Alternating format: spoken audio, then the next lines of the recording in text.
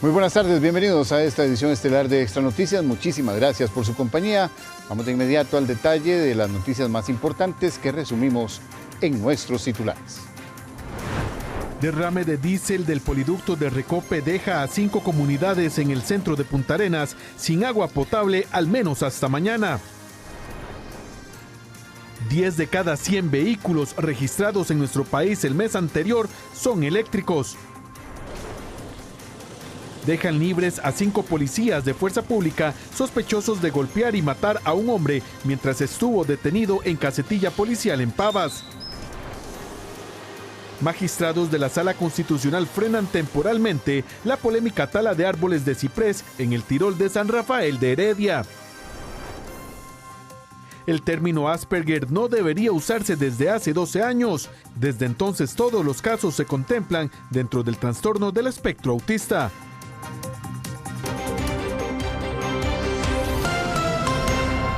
Vamos al detalle de las noticias y vamos a hacer contacto con nuestro compañero Cristian Fallas hasta Punta Arenas, que se ha visto afectadas algunas comunidades de esta ciudad tras el derrame de diésel del poliducto de Recope. Al menos los vecinos de al menos 5 comunidades del centro de Punta Arenas siguen sin agua potable. Cristian Fallas nos trae todos los detalles. Cristian. Un día de mucho trabajo, Paul, estamos televidentes acá en el sector de Barranca, muy cerca del plantel de Elice, donde se da la ruptura de esta tubería del poliducto de Recope desde el día de ayer y que en este momento está afectando a unos 20,000 vecinos acá del centro de Punta Arenas. Esto por cuanto por prevención se ha tomado la decisión, o se tomó la decisión por parte del AIA de cerrar varios pozos, 9 en total, que se nutren precisamente del agua subterránea. Esto hasta que no se determine si este derrame de este hidrocarburo afectó o no este mantos de agua. Es la quebrada Chagüites y también La Gata, en la parte un poco más alta donde este diésel tomó su ruta, su camino, y ha sido evaluado por parte del equipo especializado de Recope también para descartar de que se tratara de una toma ilegal. Eso se descarta por completo, sino que es el colapso de esta tubería, la fatiga de parte de este poliducto que cede y es el derrame que se produce, y por eso también esta repercusión sobre los vecinos del centro de Punta Arenas para eliminar el agua potable por prevención. Entonces, a la hora de cerrar los pozos ya no hay abasto para tantas personas y por eso se dispuso de otras decisiones. Pero importante lo que se ha hecho por parte de la refinadora para sustituir parte de esta tubería, también en conjunto con el cuerpo de bomberos. Ya hubo una reunión en horas de la tarde del comité local de emergencias y esta medida de no tener agua potable para estos vecinos probablemente se vaya a extender hasta el día de mañana.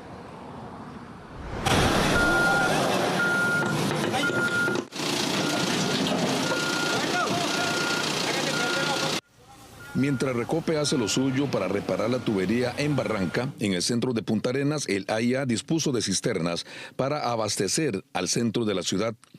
El colapso de una losa de concreto rompió parte de la tubería del poliducto. El derrame de diésel es considerable, por eso se cerró 8 pozos del acueducto por prevención y por eso se envió a los camiones mientras se analiza si hubo o no contaminación por este hidrocarburo en las fuentes de agua. Y los vecinos nos alertan y en ese momento pues nos damos cuenta que el riachuelo o esa parte del río está contaminada con combustible. Inmediatamente articulamos todas las entidades que competen, en este caso Recope, AIA, iniciamos todo un proceso de valoración desde este punto en que estamos aquí, ¿verdad?, donde pasa el poliducto, con respecto hacia dónde iba el combustible.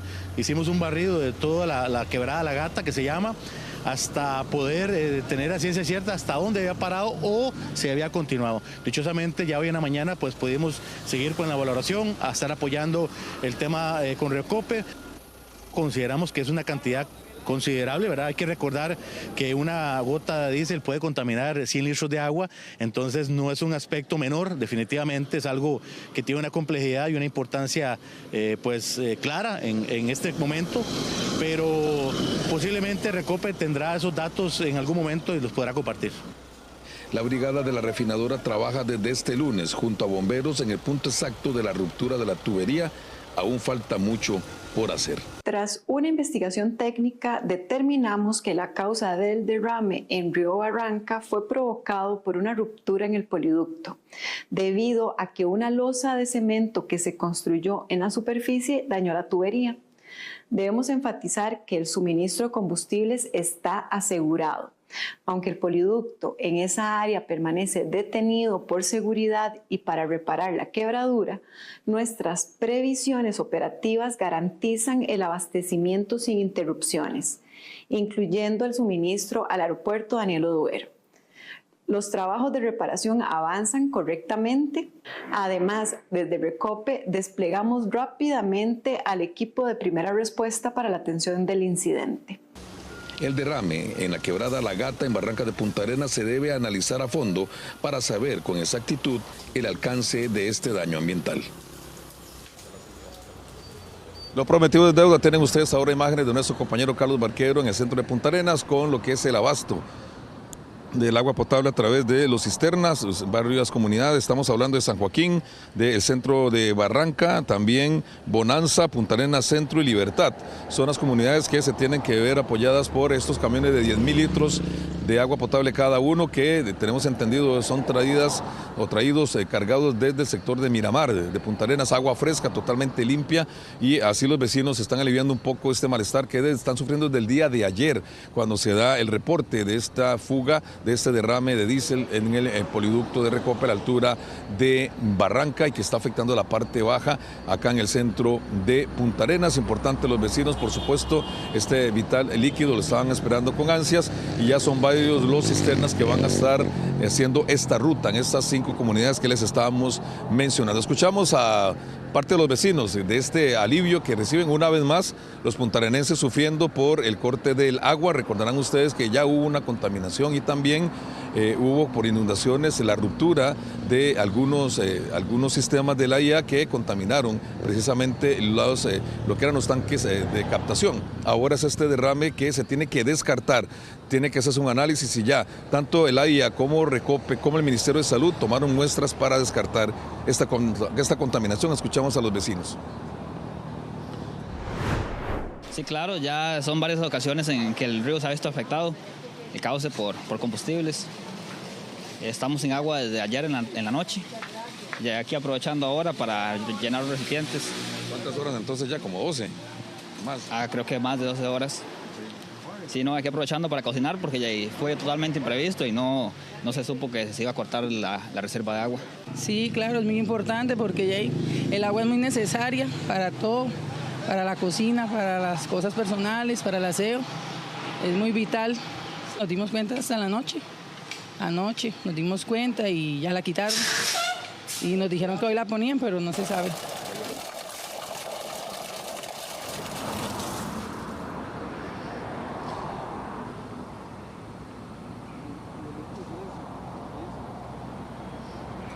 Hasta el día de mañana entonces se verá interrumpido por lo menos el servicio de agua potable para estos 20.000 ciudadanos acá o vecinos del centro de Punta Arenas. Por supuesto que acá en esta noticia les vamos a estar llevando la información para saber exactamente las decisiones que se toman a partir del día de mañana miércoles. De momento la información que les tenemos acá desde el centro de Punta Arenas, el informe de Cristian Fallas Vidal, Extra Noticias. Gracias, Cristian. Por supuesto estaremos pendientes a la evolución de esta situación allá en Punta Arenas. Vamos con otros temas, y de Punta Arenas vamos hasta Cartago, porque el recibo del agua para los cartagineses podría aumentar hasta en un 300%. Así lo advirtió el alcalde de Cartago, Mario Redondo, mientras que la IA explicó que las tarifas son establecidas por la municipalidad. Si usted es vecino del Cantón Central de Cartago y, por ejemplo, paga un promedio de 15.000 colones de agua al mes, ese monto podría llegar a 45.000 colones. Es decir, la tarifa se triplicaría. Así lo advirtió el alcalde Mario Redondo. Sí, efectivamente, estamos llamando a la alerta a todos los cartagineses para que luchemos contra el aumento que AIA y ARECEP pretenden imponernos a los usuarios del servicio de agua potable, un aumento que puede significar hasta 300% en la tarifa. Según Redondo, a partir de julio los cartagineses podrían pagar el doble por el agua potable. responsabiliza a Acueductos y Alcantarillados por el cobro de costos retroactivos de 2017 por captación y conducción del agua proveniente del proyecto Orosi del embalse del Llano. El acueducto que abastece el cantón de Cartago y Paraíso son administrados por cada una de sus municipalidades. Es importante indicar que no le corresponde a la IA establecer sus tarifas. Son los mismos municipios las que fijan estos costos. El alcalde Redondo enfatizó que la tarifa se verá afectada por lo que considera un brutal aumento en el monto que AIA les vende el líquido. El gobierno local presentó un proyecto de ley ante el Congreso para evitar el impacto al bolsillo de los consumidores. La Sala Constitucional emitió una medida cautelar que ordena detener la tala de árboles de ciprés en el residencial El Monte, en el sector del Tirol, en San Rafael de Heredia. Esta situación provocó manifestaciones y molestia a los vecinos de esta comunidad días atrás, pues aseguran que la tala se autorizó por parte de la municipalidad sin criterios técnicos y a solicitud de una residente extranjera que decía que los árboles representaban un peligro para su propiedad. Sin embargo, tras acoger el recurso de amparo interpuesto por los mismos vecinos, los magistrados determinaron que la tala estaría violentando el artículo 50 de la Constitución Política, el cual establece el derecho a un medio ambiente sano. La medida cautelar se extenderá hasta que exista una sentencia definitiva sobre este tema. Casi 1000 vehículos eléctricos fueron registrados durante el mes de enero en nuestro país. De esta forma, 10 de cada 100 de la totalidad de los carros que se registraron durante ese mes son cero emisiones. 2025 empezó con números importantes para la Asociación Costarricense de Movilidad Eléctrica. De acuerdo a sus datos, en enero se registraron 967 carros eléctricos en el país. Esto significa que un 10% de los vehículos registrados fueron cero emisiones. Y si comparamos este enero 2025 con enero 2024, el incremento fue del 85%, es decir, prácticamente que se duplicó. Esa es una tendencia que hemos visto en los últimos años. Antes, en un año, entraba la misma cantidad de vehículos que entró en solo un mes. Responde, en primer lugar, a la evolución tecnológica que tenemos en los vehículos. En segundo lugar, a que Costa Rica ha hecho una serie de legislación que ha contribuido de manera exponencial a que las personas adquieran este tipo de tecnología. Múltiples factores motivan a los ticos a comprar un automóvil eléctrico. La exoneración de los impuestos, la exoneración del marchamo, la tecnología, el rendimiento de los vehículos. Obviamente son vehículos con bastante tecnología, son vehículos con un torque instantáneo, aceleran mucho más que vehículos de combustión. Entre otros motivos, también figura no depender de combustible tradicional, disminuir el costo de mantenimiento, facilidad de ingreso a San José y proteger el ambiente. En 2024 ingresaron al país 22.731 vehículos eléctricos y se espera que este año la cifra ronde los 30.000.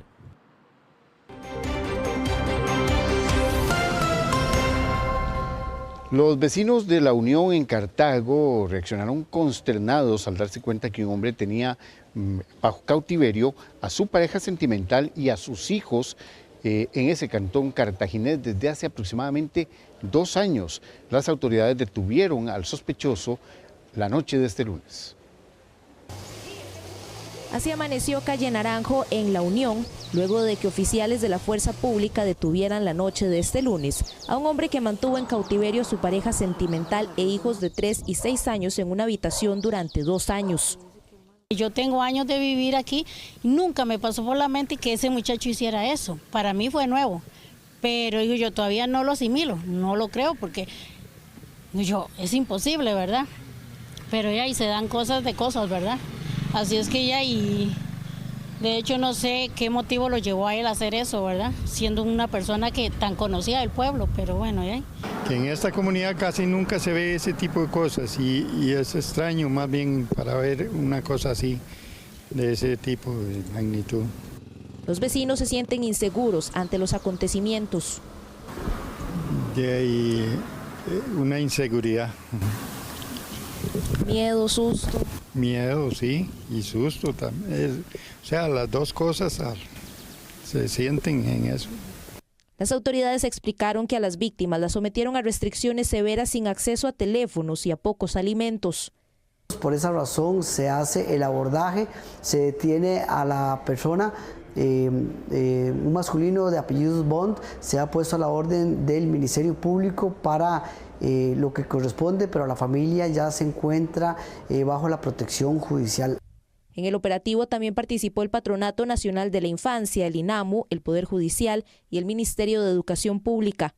Según comentaron algunos miembros de la comunidad fuera de cámara, el sospechoso se mantiene en su vivienda, pero esta es una versión que deben confirmar las autoridades judiciales. Sin embargo, tras la consulta a las mismas de la situación jurídica de este hombre, aún se mantiene en trámite.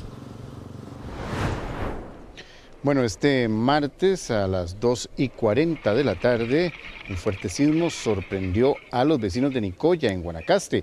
El movimiento se presentó 17 kilómetros al suroeste de la costa de Tamarindo, con una profundidad de 24 kilómetros y una magnitud de 4.3 grados. Según explicó Lopsicori, sismos como este son normales en esta zona y los seguirán monitoreando. En su camino hacia el manto terrestre, la placa del Coco se roza o interactúa con la placa del Caribe y se generan este tipo de sismicidad a lo largo de la interfaz, que es esta superficie de roce o superficie de ruptura entre las dos placas. Este tipo de sismicidad no es anormal en esta zona de Costa Rica. Recordemos que la península de Nicoya tiene un potencial para generar sismos de gran magnitud. Un restaurante de comida china, una farmacia y una tienda de uniformes se vieron afectados por un incendio en el centro de Guadalupe, de Goicoechea. En este mes, tan solo en este mes, se registraron 3 incendios de gran magnitud en Guadalupe. 3 establecimientos comerciales con más de 30 años de antigüedad fueron consumidos por un incendio ocurrido en el centro de Guadalupe. El fuego aparentemente se originó en la cocina de un restaurante de comida china y se propagó rápidamente a una farmacia y a una tienda de uniformes escolares. Hay estructuras que cuentan con muchísimos años y que muy posiblemente no tienen ninguna revisión de los sistemas eléctricos, no tienen un buen mantenimiento y eso pues se va deteriorando con el tiempo. Al pasar los días, los cables se van dañando, los foros se van dañando, hay calentamiento de cables y pues tenemos una fuente de ignición. No sabemos exactamente cuál fue el origen del incendio de anoche y horas de la madrugada, sin embargo, sí sabemos que fue en un sector central de la cuadra donde se ubica la cocina de un restaurante. Este siniestro causó bastante asombro en los vecinos por la cantidad de años que tenían de existir dichos negocios y lo provechosos que son para las comunidades aledañas al centro. Realmente sí, es muy triste ver cómo últimamente se han desencadenado bastantes estos siniestros y es un golpe también para la comunidad porque, como le digo, era como muy emblemático, ¿verdad?, el restaurante. Febrero contabiliza 3 incendios de gran magnitud en Guadalupe, en el que más de 10 viviendas fueron afectadas. Sí, ya llevamos varios ahora. En la madrugada parece que fue este. Hace unos días aquí en Santa Cecilia también se quemaron 4 casitas de unos amigos ahí. La entrada del Carmen de Guadalupe también, parece que se fueron varias casitas. Es cuestión de tener un poquito de cuidado, ¿eh? Digo yo, no sé hasta dónde. Sí. Estar uno alerta, ¿verdad? Porque es muy triste, es muy doloroso. Vivimos también en carne propia como un vecino, unos vecinos, 7 familias se quedaron sin hogar y eso es muy, muy doloroso. El Cuerpo de Bomberos este año ha atendido un total de 135 incendios en estructuras y en particular hace un llamado a los dueños de viviendas en Guadalupe que hagan revisiones constantes de las instalaciones eléctricas, ya que muchas de estas son instalaciones antiguas. Y tras una semana de los allanamientos en la municipalidad de Mora, aún se desconocen las medidas cautelares contra el alcalde Alfonso Jiménez y la vicealcaldesa Ariuna Cabal. El pasado miércoles, agentes del organismo de investigación judicial, bajo la dirección funcional del Ministerio Público, allanaron el municipio de Mora y detuvieron al alcalde y a la alcaldesa por aparentes irregularidades en contratos al alcalde y a la vicealcaldesa. Según el Ministerio Público, ya finalizó la audiencia preliminar, pero aún no se notifica a las partes, por lo que no se puede hacer pública la decisión que tomó el juez. La Fiscalía Anticorrupción solicitó que a ambos se les suspendiera de sus cargos. El país se convirtió en un constante escenario de balaceras. Este lunes, en menos de 10 minutos, se reportaron 2 en Quepos y en Barrio México, en San José. La fuerza pública afirma estar atendiendo entre 2 a 3 balaceras por día.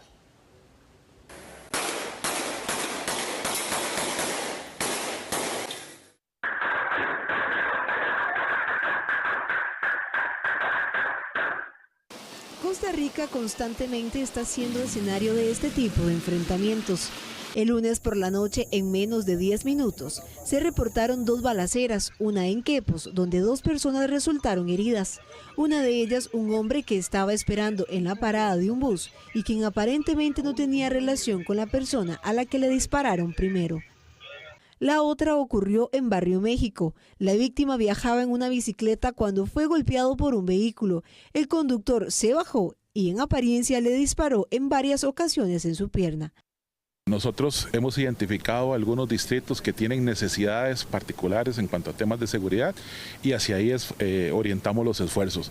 Bueno, en San José tenemos algunos distritos, particularmente en la zona de Goicoechea hay unos, en la zona del Cantón de San José, en Alajuelita, también tenemos sectores fuera del Valle Central y a todos se le da un tratamiento similar de acuerdo a las necesidades que presenta cada uno. La fuerza pública atiende en promedio 2 balaceras y decomisa más de 5 armas por día, entre ellas armas de fuego y armas blancas, esta última en mayor cantidad. Lo que normalmente se presenta es que las personas que hacen este tipo de acciones para evadir los controles policiales, en muchos casos se cambian de vestimenta, los vehículos utilizados los dejan botados. Y es así como nosotros logramos las incautaciones. En otros logramos la aprehensión de los sujetos. Normalmente los vehículos utilizados han sido sustraídos a otras personas porque es un bien que no van a perder ellos, ¿verdad? Que a la hora que se deshacen no tiene ningún impacto a sus patrimonios. Todos los días se decomisan al menos de 5 a 6 armas de fuego. Los números son importantes, en el 2024 casi 2.500 armas y todos los días salimos con la consigna de quitarle ese medio a la delincuencia, ¿verdad? Para reducir los niveles de violencia. Según la fuerza pública, parte de los esfuerzos para disminuir estos tiroteos es la realización de más patrullaje y retenes en carretera. Una madre y sus 2 hijos fueron condenados a prisión en los tribunales de Heredia. La mujer y uno de sus hijos recibieron una condena de 12 años de prisión por la venta de drogas. Al otro hijo se le impuso la pena total de 18 años de prisión. La familia de origen nicaragüense se le decomisó además 40 kilos de marihuana, 35 armas de fuego y 21 millones de colones en efectivo. Un hombre de 19 años de apellido Zúñiga Patiño, quien es el principal sospechoso del femicidio de Juliana Valverde Canales, de 15 años, deberá cumplir 6 meses de prisión preventiva.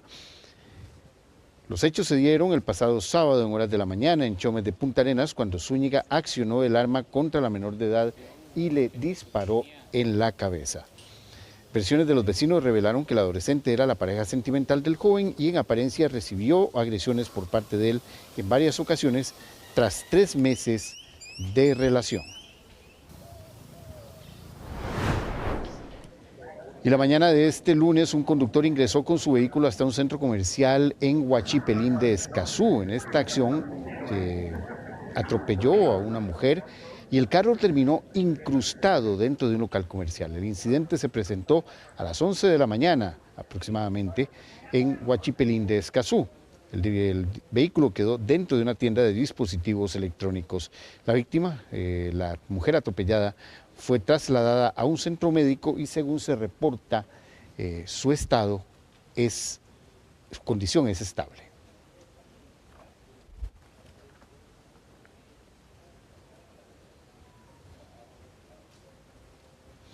Y el Consejo de la Unión Europea anunció este martes que Costa Rica fue excluida de la lista gris, de la llamada lista gris, en la que el país figuraba desde el año 2022. Conformar este listado colocaba a Costa Rica en una posición desfavorable para la atracción de inversión extranjera.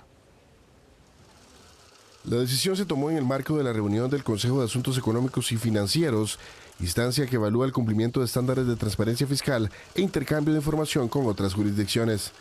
Esto quiere decir que Costa Rica aumentó los controles tributarios para hacer más difícil que se realice el blanqueo de divisas en el país. La decisión también permite garantizar un clima de negocio seguro y confiable a los inversionistas extranjeros. Hoy la Unión Europea nos anuncia que nos cataloga como una economía cooperante. ¿Por qué es importante esto? Número uno, salimos de las listas gris y negra que tiene la Unión Europea en relación con el intercambio de información, pero también porque le da a las empresas que vienen a invertir en este país la seguridad de no verse enfrentados a sanciones. Llama la atención dos cosas importantes. La primera es que este gobierno ha estado comprometido con establecer regulaciones que le permitan al país ser catalogado dentro de economías desarrolladas. El gobierno destacó que la salida de esta lista fue posible tras la reforma del artículo 106 del Código de Normas y Procedimientos Tributarios, que reforzó las facultades de la Administración Tributaria.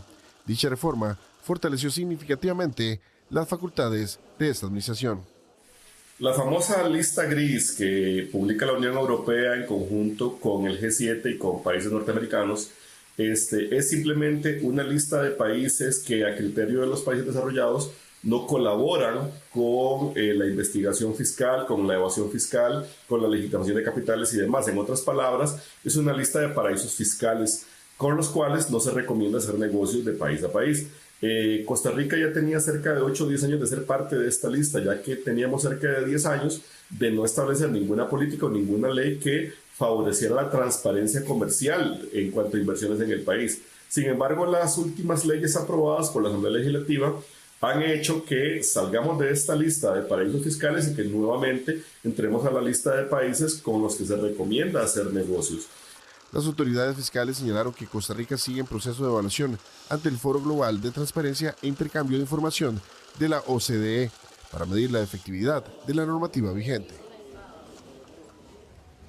Un juez ordenó la suspensión inmediata de la resolución de la Superintendencia General de Valores, SUGEVAL, que exigía a Transcomer, puesto de bolsa de comercio, a inscribir los productos MACAP que se negocian en la bolsa de comercio Volcomer. Además, en su resolución de una medida cautelar provisionalísima, el juez dejó sin efecto el acto de confirmación de la medida tomada por CONACYF, así también como la solicitud efectuada por el Banco Central para que la bolsa desinscriba de las negociaciones los productos MACAP. Según el alegato de Volcomer, los reguladores no actuaron a derecho y tampoco se dio el debido proceso, además de que la medida acarrearía un impacto patrimonial para la bolsa. Y ante esta decisión, el juez suspendió la medida. SUGEVAL reaccionó mediante un comunicado de prensa aduciendo que aún no ha sido notificada de la resolución judicial, pero también anunció que respetará la decisión que tomen las autoridades judiciales.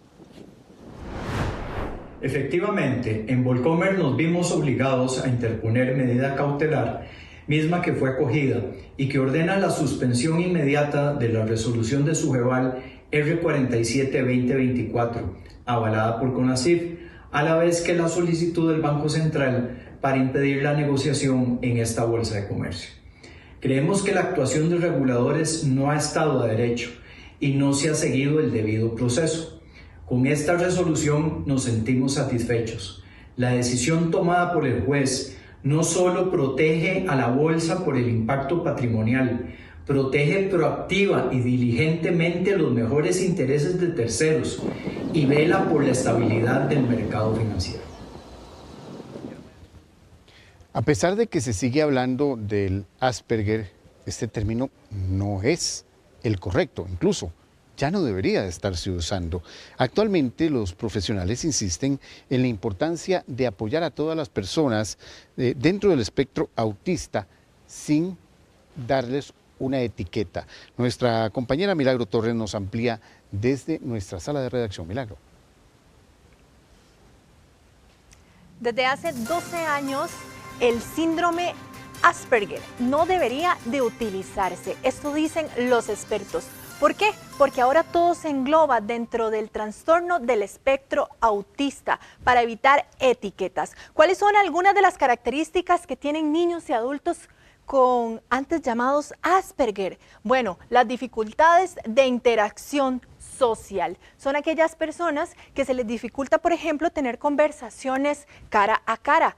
También dificultades de comunicación no verbal. Estas personas suelen tener dificultades para establecer conversaciones más fluidas y más si no son de sus intereses específicos. Además, son de intereses específicos, como lo decía en este momento, y son intensos. Son aquellos que muchas veces se interesan, por ejemplo, por temas como los dinosaurios y saben todo sobre ellos, sobre aviones o sobre carros. ¿Por qué? Porque se interesan de esos temas en específico. También vamos a ver la siguiente pantalla, donde vamos a ver otras características, la hipersensibilidad sensorial. ¿Qué quiere decir esto? Tenemos mucha luz y esas personas entonces suelen ser sensibles a esas luces que pueden causar alguna dificultad para que ellos se concentren. También son muy buenos en capacidad y memoria. Son aquellas personas, de hecho antes eran catalogadas como de alto potencial y que tenían un coeficiente intelectual elevado y entonces ya eran categorizadas con síndrome de Asperger. Sin embargo, se ha visto que esta es una característica muy dada de estos niños y también personas que son diagnosticadas dentro del espectro autista. También dificultades con la flexibilidad cognitiva. Estas características son algunas de esas personas que hasta hace 12 años eran diagnosticadas como síndrome de Asperger. Luego pasaron a ser trastorno de Asperger, pero ahora los expertos enfatizan en que esto es trastorno del espectro autista. Y para entender un poco más de este tema, vamos a ver la siguiente información, donde los expertos nos detallan cómo es que hemos pasado de síndrome Asperger a trastorno del espectro autista. Cada 18 de febrero se solía conmemorar el Día Internacional del Síndrome de Asperger, un término que, aunque aún es ampliamente utilizado, fue eliminado desde hace 12 años. Lo que conocíamos antes como el síndrome de Asperger es un término que ya no se utiliza más. Desde el 2013, el Manual Diagnóstico Estadístico de Enfermedades Mentales lo ha reclasificado y es parte del trastorno del espectro autista. Esto significa que este diagnóstico es parte de un amplio espectro donde hay diferentes características que los identifican y los hace calzar en una u otra parte de este espectro. Con esto se eliminan las jerarquizaciones que diferenciaban entre autismo leve y autismo funcional. Dentro de las 4 características principales que encontramos es un desarrollo del vocabulario avanzado. Son niños que tienen un lenguaje muy avanzado, que tienen una gran capacidad de expresar y de comprender, pero tienen una dificultad específica en la parte de habilidades sociales. Comprender las emociones del otro, comprender la empatía del otro y expresar adecuadamente esas emociones. Por otro lado, vamos a encontrar a niños que tienen intereses específicos, ya sea que les apasiona el tema de los carros, de los dinosaurios, de la galaxia o de cualquier otro tema. Les interesa tanto que se adentran en eso y tienen gran conocimiento en detalles, en particularidades de estos temas. Expertos en neurodiversidad explican que esta decisión busca reconocer que las personas autistas tienen diferentes necesidades de apoyo, sin clasificaciones que generen exclusión. Se habla de niveles dependiendo de las necesidades de intervención que tenga el paciente. Los niveles no significan gravedad, ni significan un mayor deterioro. Van de 1, 2 y 3, lo que significan es que el niño requiere más o menos intervención. Cuando se hablaba de trastorno o síndrome de Asperger, uno de los requisitos era que los individuos tenían que tener un IQ o un coeficiente intelectual normal o por encima del promedio. Organizaciones y activistas insisten en la importancia de hablar de derechos, equidad y apoyo para todas las personas dentro del espectro, en lugar de utilizar términos que contribuyan a segregación dentro de la comunidad autista. Existen dos paradigmas, el médico y también el neurodivergente. Pero para conocer más de qué se trata este segundo paradigma, vamos a ver la siguiente información. El paradigma de la neurodiversidad lo que busca es que todas estas lecciones que hemos aprendido respecto a la biodiversidad, a la diversidad cultural, nos permita también comprender que existe una diversidad en los cerebros humanos. Esto nos permite también poder apoyarnos y apoyar a las personas dentro del espectro autista a conocer cuál es su perfil neurodivergente. Al yo tener claro cuáles son las áreas de fortaleza y cuáles son las áreas de mejora, será más fácil para mí como terapeuta poder acompañar ese proceso de autorreconocimiento para la persona, para el entorno en el que se relaciona y también poderle dar los apoyos y hacer los ajustes necesarios para poder apoyar ese proceso de aprendizaje. Ahora vamos a ver algunos datos curiosos de este trastorno del espectro autista. Vamos a hablar sobre que este no es un retraso en el desarrollo. Además, presentan dificultades con el lenguaje figurado y también no siempre se diagnostica en la infancia. También muchas personas son diagnosticadas ya cuando son adultos o en la adolescencia. También tienen gran capacidad de concentración. Son personas que pueden empezar a hacer un trabajo y hasta que no terminen de realizarlo, no se van a despegar de él. También no todos tienen las mismas características. Por eso es que se habla de que todos los cerebros son diferentes y por eso se clasifican en diferentes niveles y así va a ser el apoyo que reciben, ya sea 1, 2 y 3, dependiendo de la cantidad de procesos, ya sea con psicólogos, demás apoyos que reciben. También se diagnostican con más frecuencia los hombres a las niñas. Es un síndrome, como se le llamaba síndrome, el que aparece más en niños que en niñas o en varones que en mujeres. Este fue un reporte de Milagro Torres. Volvemos con más. Vamos a la pausa comercial y al volver dejan en libertad a 5 de los 9 policías sospechosos de golpear y matar a un hombre en una delegación policial en Pavas. Ya regresamos. Gracias por continuar con Extra Noticias, 6 de la tarde con 41 minutos. 5 de los 9 oficiales de la Fuerza Pública que habían sido detenidos por su posible participación en un homicidio dentro de una caseta policial, dentro de una delegación policial, quedaron en libertad. Alberto Cuadra nos amplía. Alberto. Bueno, son investigados por el posible delito de abuso de autoridad. Es uno de los tantos delitos que muchos policías lamentablemente tienen a sus espaldas. Estamos hablando de que por años se están habilitando hasta 2.000 archivos o se están habilitando lo que serían 2.000 investigaciones por este tipo de situaciones, pero cuando ya inclusive llega a la parte penal, a la parte de que tal vez una persona que está al resguardo de un oficial de policía es golpeado y pierde la vida, esto escala todavía más en lo que sería este problema y también en la investigación. Por supuesto, nosotros vamos a darle todo el seguimiento a este tema porque se habla de que al menos 5 de los 9 detenidos por el homicidio que ocurrió en una delegación de Pavas, pues están libres en esos momentos. Van a una segunda audiencia donde también pues les van a solicitar lo que sería la prisión preventiva. Sin embargo, muchos de ellos pues al tener lo que sería pues un trabajo, tener también un lugar donde quedarse y también domicilio fijo, entonces estas medidas podrían ir cambiando y también la participación. Eso lo hablan los siguientes expertos en la siguiente nota que hemos preparado de este caso. La Fiscalía de Pavas informó que solicitará medidas cautelares contra los 9 oficiales de la Fuerza Pública que fueron detenidos este lunes como sospechosos de participar de forma activa o por omisión en el homicidio de un hombre de apellido Reyes en la delegación policial de la zona el pasado 9 de febrero.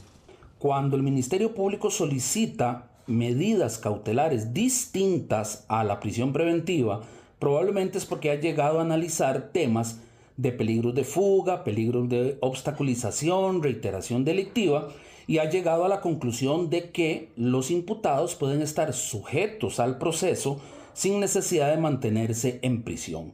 Así que no debe de dejarse de lado de que también el hecho de que no se dicte una prisión preventiva en un caso específico no significa que el caso no pueda llegar a juicio y eventualmente obtenerse una condena. 5 de sus oficiales quedaron en libertad desde ayer. Sin embargo, se les citó este martes en el Juzgado Penal de Pavas para la audiencia de medidas cautelares. Según el informe preliminar, Reyes fue arrestado por un caso de violencia doméstica, luego de que su pareja fuera trasladada de urgencia a un hospital debido a la gravedad de sus lesiones. Posterior a su captura, fue llevado a la delegación policial, donde horas más tarde perdió la vida. Por supuesto que causa mucha indignación por parte de la población que quienes nos deben cuidar sean precisamente quienes nos lastiman, en este caso la policía. Si este hecho se llega a comprobar y efectivamente varios policías participaron de la comisión de este homicidio, estaríamos hablando de un homicidio calificado. Entre los detenidos también se encuentra el jefe de la delegación, quien según las investigaciones no participó directamente en la agresión, pero tampoco prestó ayuda a la víctima pese a haberlo ensangrentado y no hacer nada. Bueno, también en estos momentos estas personas podrían inclusive cambiar este tipo de medidas cautelares que se les solicitó al inicio, y también recordarles que pues este hecho se dio luego de que más bien se diera un reporte de problemas intrafamiliares de una golpiza que al parecer esta persona que falleció pues la había propinado a su propia esposa. Es ahí donde este hombre es detenido. Según también se ha hablado, pues hay un momento en que él se rehúsa a la detención y también se rehúsa de una forma violenta, y también eso obliga a los oficiales a utilizar fuerza. Sin embargo, pues inclusive los que están involucrados en este tema, inclusive está lo que sería el director de la delegación. Sin embargo, esta persona, aunque no actuó directamente en contra de este sujeto que falleció, pues sí omitió por lo menos se lavó las manos en el momento en que estaba ocurriendo este tipo de agresión, y es ahí que también pues fue incluido en esta denuncia. Así que bueno, estaremos muy pendientes de lo que pueda ocurrir con respecto a este caso, donde 5 oficiales de los 9 que fueron detenidos originalmente están en libertad. Desde San José, este ha sido un informe de Alberto Cuadra para CNE Noticias. Gracias, Alberto. Vamos con otros temas, y es que hoy en la mañana el tránsito estuvo colapsado en la ciudad capital, ya que cientos de transportistas se manifestaron con el objetivo de que los diputados archiven un proyecto que ellos consideran sepultaría el servicio de transporte público. Nuestro compañero Diego Arce le dio cobertura a este tema y nos amplía. Diego. Efectivamente, don Paul, desde temprano Extra Noticias estuvo dándole seguimiento a todo lo que tuvo que ver con esta manifestación, la cual inició desde Paseo Colón a eso de pasada las 10 de la mañana y se extendió hasta la Asamblea Legislativa de Plaza de la Democracia, donde estos manifestantes lo que le piden a los diputados es que archiven este proyecto de ley, el cual es presentado por el diputado Gilberto Campos del Partido Liberal Progresista. Eso sí, piden que también se incentive la convocatoria de otro proyecto de ley, el cual presentó el Poder Ejecutivo a inicios de su gestión. Sin embargo, esta decisión está un poco de estira y encoge porque se tiene todas estas situaciones de cuál es el proyecto que ellos pueden o quieren avanzar. Esa situación generó una serie de reacciones por parte de los transportistas. Logramos conversar con representantes de los autobuseros, así como con la Cámara de Taxistas, y esto es lo que ellos nos comparten en la siguiente información. Este fue el panorama esta mañana en Paseo Colón y la Avenida Segunda. Un gran grupo de autobuseros, así como de taxistas, se manifestaron en la capital buscando que los diputados de la República mostraran su negatividad ante un proyecto de ley que, según lo consideran ellos, no les brinda el respaldo adecuado ni una competencia equiparada con las plataformas de servicio de transporte. Este proyecto 23110 desaparece totalmente el transporte público, es totalmente neoliberal, tanto taxis como buses. Tanto desde que entraron las plataformas como con la pandemia han desaparecido 7.000 taxis. Y han desaparecido más de 100 rutas de buses porque la competencia es leal, sin ningún control, porque Tránsito dice que no puede hacer nada, sigue creciendo y creciendo. Hoy tenemos la oportunidad de que todos comamos, de que todos vivamos, no requete bien, pero por lo menos bien. Para los autobuseros es esencial que se presente un ambiente nivelado entre todos los transportistas. Ya son prácticamente 10 años de que el sistema se encuentra operando en el país sin ningún tipo de regulación, y esto solo le genera un perjuicio a la hacienda pública y también a los usuarios del servicio y sobre todo a los operadores de este servicio. Entonces es un tema importante que se tiene que poner sobre el tapete, es una discusión que no se puede dejar de lado. Sin embargo, el proyecto 23.110, que es el proyecto sobre el que nos estamos manifestando de día de hoy, lamentablemente es un proyecto que lo regula de la manera equivocada porque lo regula desde el ámbito privado. ¿Pero qué indica el diputado proponente al respecto? El proyecto de ley que en este momento está en la corriente legislativa, que pretende resolver de una vez por todas la regulación necesaria sobre las plataformas de transporte privado de economía colaborativa, es un proyecto altamente consensuado entre diferentes fracciones de la Asamblea Legislativa. Por supuesto que se han tomado en consideración criterios de diferentes actores, transportistas privados, transportistas públicos, concesionarios de transporte público, incluso gremios de taxistas. Ante su solicitud, varias diputadas de la República se refirieron al tema. Yo creo que es mejor hacer una nueva iniciativa, sentar a todas las partes participativas, sociedad civil, a los transportistas, a nosotros los diputados de diferentes fracciones, porque eso vinimos a nosotros. Totalmente. Y es más, es que cuesta mucho que en un solo proyecto se pueda abarcar las dos cosas. Entonces, más bien, eso es lo que enreda el concepto. Aquí se tiene que trabajar de forma paralela para poder aclarar cuál es ese mecanismo para que las plataformas sean ya en completa legalidad y cómo poder allanar al taxista rojo el poder tener su servicio. Pero, nuevamente, el servicio de transporte autobusero en este momento está en crisis. De momento, en la corriente legislativa hay otro proyecto de ley con un mejor ambiente, presentado por el Poder Ejecutivo y por el que los taxistas se manifestaron a favor a inicios de este año. De hecho, ante la información anterior, acá en Extra Noticias quisimos detallarle un poco en qué consisten estos dos proyectos de ley. El por el cual se realizó la manifestación de esta mañana fue el 23.110, el presentado por el diputado Gilberto Campos del Partido Liberal Progresista, el cual es llamado Ley del Servicio de Transporte Privado Colaborativo.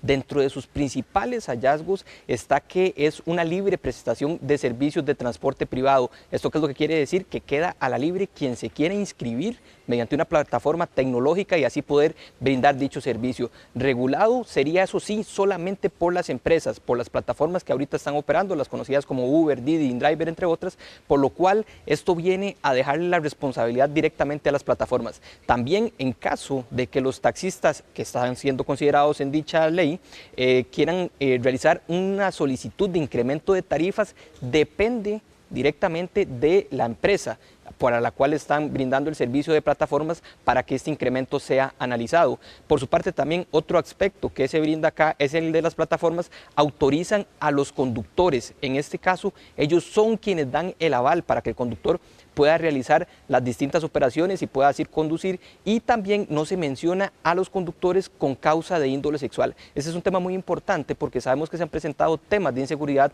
respecto a este tipo de señalamientos, por lo cual lo que se busca es que también con un proyecto de ley más robusto sea también más seguro, especialmente para las mujeres y también para las personas que utilizan distintos servicios de transporte, en este caso por las plataformas digitales. Ahora vamos a ir al otro proyecto de ley, el cual fue presentado por el Poder Ejecutivo. Es el expediente 23.736, la cual es llamada Ley de Transporte Remunerado No Colectivo de Personas y Plataformas Digitales.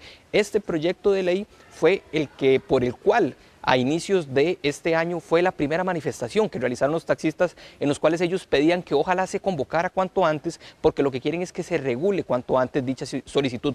¿Por qué? Porque en teoría viene a darles ciertos beneficios o ciertas regulaciones a todos por parejo. Esta separación genera que entre el transporte de personas, plataformas y servicio público se dictamine claramente cuáles son las responsabilidades de cada uno de los entes y no genera esto la responsabilidad directamente sobre la plataforma. Estaría tutelado por el Ministerio de Obras Públicas y Transportes, así como el MISIT, porque el Ministerio de Obras Públicas y Transportes es quien estaría indicando quién puede y quién no puede laborar en dicha plataforma, como el Estado respaldándolo.